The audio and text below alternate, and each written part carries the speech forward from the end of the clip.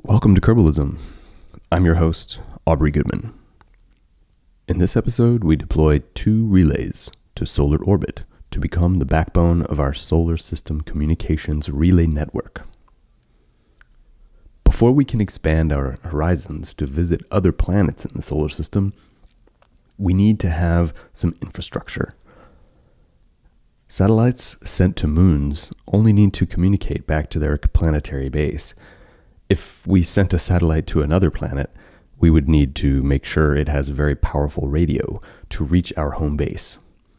Also, as planets move around the solar system, the distance between them changes. In some situations, planets might find themselves on opposite sides of the star. If we introduce a relay network in solar orbit, we can support a wider range of missions. Kerbin orbits its star at 13.6 million kilometers. By placing a pair of relays in solar orbit at 8 million kilometers, the relays themselves are never more than 16 million kilometers apart, nor more than 16 million kilometers from Kerbin. This way, anything within range of a relay will be able to communicate with the home base. For orbital missions, such as placing satellites in orbit of other planets in the system, having a solar relay network is vital to maintaining connections with your probes. This will reduce payload antenna requirements and thus reduce costs, enabling more missions over time. Observant viewers will note the 2-node approach suffers the problem of having the star directly in the line of sight path between the relays. Using a 3-node approach would eliminate the line of sight problem at the cost of 1 extra relay.